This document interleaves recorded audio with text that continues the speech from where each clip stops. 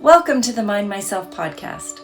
I'm Esther, and it is my pleasure to be bringing you information about healthcare approaches, health issues, and people's health journey stories, all from the complementary, holistic, and integrative perspectives, helping you become your own best health advocate and helping you make your own informed choices because you matter. Welcome to the Mind Myself podcast. I am really excited to welcome our guest today, Susanna Friedman, and she's going to tell you a little bit about herself, and we're going to dive right into a talk about functional blood analysis and what it's all about. So welcome, Susanna. Thank you for inviting me. Oh, it's really such a pleasure to have you here. So to start, let's find out a little bit about you. So you have a background in a number of things, so I'll let you tell it rather than me. So I started with holistic nutrition after graduating at Canadian School of Natural Nutrition in Vancouver. I started working at Ubiquity Wellness Center in Vancouver. They introduced me to another modality called functional blood analysis, which is also known as live blood analysis. And I just fused those two together, where through functional blood analysis, I was able to analyze specifically what's going on for that person and then make recommendations right on the spot with the holistic nutrition module or, part. And the holistic nutrition is more about looking at the person holistically. So what's going on for them through body, mind, and spirit. So it blends well together. Fantastic. So can you tell us a little bit about what is functional blood analysis? What does that mean and what does it look like? That's a good question. I get that asked a lot because we usually just get the requisition from a medical doctor for life labs, and that's where we get our numbers. And then most likely if there is imbalance, we get prescription of some kind. With functional blood analysis, the difference is we're looking at one drop of blood where we are looking at elements of blood and seeing how we can prevent of what's going on as an underlying issue for that specific patient or person. So it's preventative measure looking at that specific person's blood. And how do you look at it? What does that mean? You look at a drop of blood. You take a drop of blood from the finger, and then what happens? It's a prick finger test. We draw just one drop of blood, transfer it on a glass slide, cover the glass slide with the other one so the air doesn't get in and it doesn't dry up. We need to see the elements like red blood cells, white blood cells, the plasma of the blood in its alive form. I use a dark field microscope for that. And so the first thing we see on the monitor for me and for the patient to view is the red blood cells. Are their membranes well formed? Are they specific size that's satisfactory? The blood plasma should be clear, dark. There should not be any debris or elements that are not supposed to be in the human body. And then we look at the white blood cell count, and if we see any imbalance, I let the person or the patient know right away, and we try to address that specific one issue so we can cover the symptoms. And so I've heard that live blood analysis is different than a laboratory test, and you alluded to it a moment ago. So you've also done some conventional laboratory work and some training in that field. Can you give us a little conversation around that? I have always been a strong believer of naturopathic and allopathic medicine to be blended because we cannot go without the other. I have always seen a missing link in my practice here where I found that there were specific numbers I need to see from the life labs in order to see more specifically what needs to be confirmed in my practice in dark field. So for example, if I just see an indication of hormonal imbalance, it's just a wide spectrum that needs specific pinpointing. So I would usually like to see a specific hormonal panel, or I would like to see the TSH, the thyroid, to be tested. Or if I see any heavy metal indication, I would like the life labs to do that specific heavy metal finding. That's just for example. If I see any uric acid crystals, I would like to have the life labs, the life labs testing for the specific kidney imbalances done. So that's where I felt I need to dive into that. And during COVID, I had some times to think about it. And right after COVID kind of led us to go back to school, I took the laboratory technician course. And now I am able to draw those samples for life labs, and I'm actually qualified to read the reports or see that specific other part of allopathic medicine. So I ideally, my future dream would be the medical doctors and naturopathic doctors working together. And we see it at BC Cancer. We have naturopathic doctors working alongside with medical doctors. And I remember at Ubiquity Wellness Center, we had that too. So hopefully, yeah, in 10 years. or sooner, that would be great. Yeah, so yeah. So another question I have is around, I've heard it said that 1 drop of our blood that you're looking at under the dark, what did you call it? A dark microscope? A dark field microscope. Dark field microscope. 1 drop of blood is like a hologram for the whole system. Is that true? Can you expand on that a little bit?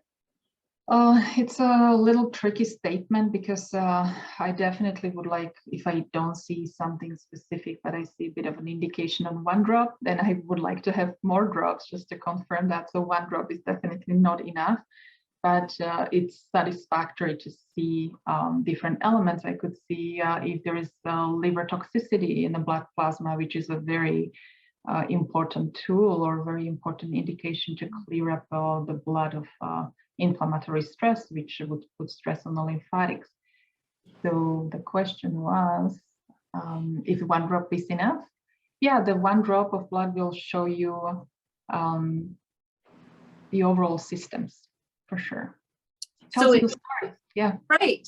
So and it may need 1 or 2 or 3 drops of blood, but they function like a bit of a hologram of explaining or having a little microcosm of everything that's happening in your body is reflected in that 1 drop. Everything is connected. As I always say, your emotions are connected to your cellular levels, and everything you eat becomes you. And everything you eat could affect the process of elimination or better functioning of kidneys or better functioning of liver. The power of food is something. That's amazing. Yeah. What we eat, we are what we eat, they say. We are what we sleep. We are what we sleep as well. We are how long we sleep and how we process stress and how we digest our environment mentally, emotionally. So that's why we rely heavily on holistic approach. It's because you can have the best diet, but if you're not sleeping well, if you're not digesting what's in your environment, that food is not going to make you healthy. So true. And another question I had is, let's just face this controversy head on. Sometimes you will go online and look at live blood analysis or functional blood analysis, and there's just some really bad press out there. Mm-hmm. We don't have to go into what the bad press is, but can you explain a little why it's so powerful? You've already alluded to, but why is functional or live blood analysis so powerful? And put it in the context of the controversy and maybe explain away some of that controversy. I believe in every field you have better practitioners and not so good practitioners, and better doctors and not so good doctors. So the same comes for live blood analysis. So there are live blood analysts who created this negative press, and I heard there were some live blood analyst practitioners who were simply just using this tool as um, marketing to sell supplements, or just the side business for something else they wanted to create as their main income. And I'm sorry that happened, and I hope the negative press on the internet won't affect your opinion, and we'll just try the practitioners that are word of mouth and that really are trying their best, and they have the best intentions in how it's intended to be, because it's an amazing tool. And I've been doing it for 15 years, and I have return patients, and I have the whole families coming to me, and I have excellent reviews.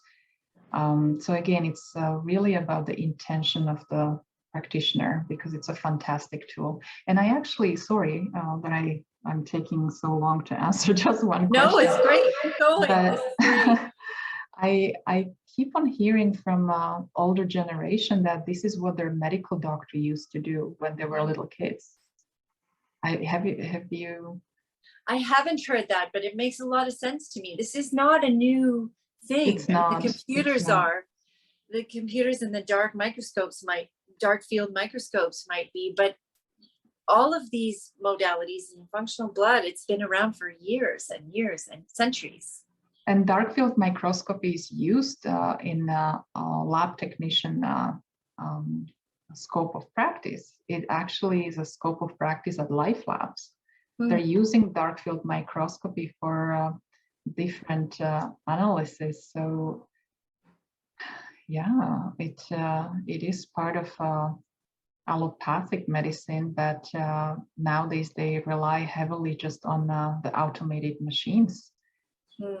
That's how the samples are analyzed, and that's what the medical doctors are relying, is the numbers, so they could typically see what is creating that symptom and how they can address it with the medication. I understand that we somehow lost the touch of, again, the holistic, and how can we prevent as opposed to treat with medication. Right. I so agree. That's my perspective as well. Not that everyone has to agree with us, but that's my perspective as well.